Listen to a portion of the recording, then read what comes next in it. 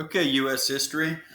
We are on Wednesday of the last week of school, guys. So just today and tomorrow, and you've officially heard me talk for the last time this year, most likely.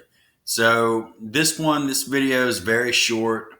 I'm just going to introduce the article or the link that I'm posting today in your classwork section of your Google Classroom. So I'm going to X this out. One final mustache update. Feel pretty good about that. I'm going to X this out.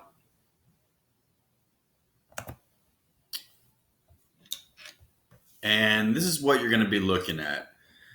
How will history books remember the 2010s? Of course, we talked about the 2008 election and we mentioned the 2016 election. We talked about Hillary Clinton, bin Laden. We did not talk about that guy. We're not going to. Didn't talk about her. But my point is, you guys should be familiar with a lot of the main players. But it's 2020. So this stuff is not featured that prominently in our current textbooks or in the current Georgia standards. I mean, there are Georgia state standards about the modern era or contemporary America, but my point is these things that are happening right now and that have happened in the last few years.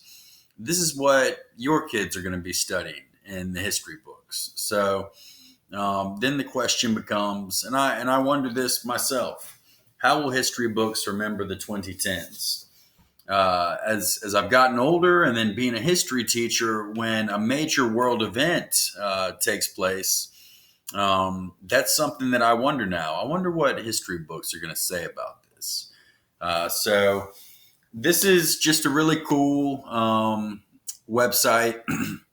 They talked to a bunch of top historians and they asked each of them to write the paragraph that will describe the past decade 100 years from now. So we'll just take a look at them, at one or two of them. You don't have an assignment today.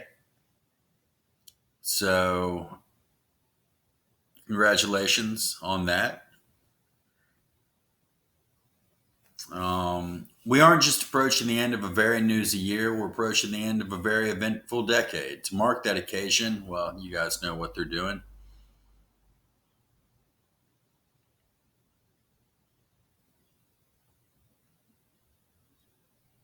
This woman, Marcia Chatelain, a professor of history and African American studies at Georgetown, she titled her paragraph, "The Innovation of White Supremacy."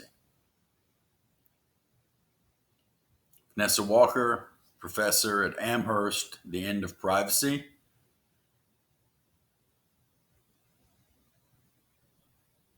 James Goodman, "Beginning and End of Trumpism, Collapse of Vital Infrastructures," etc., etc. So, anyway, I'm going to post this. Actually, I've already posted it. Week 7, 3 additional resource. And then we'll make another one. Week 7, 3 lesson material.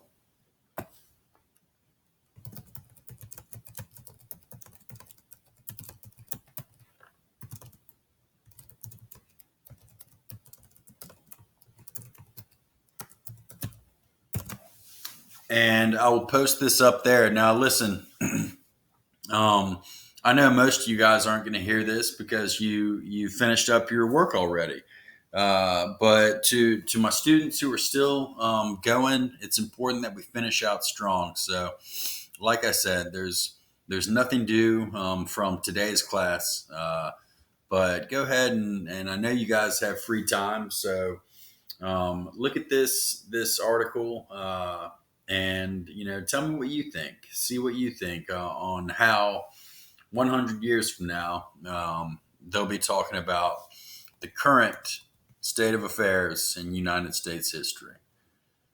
So, talk to you guys tomorrow. Thanks for tuning in.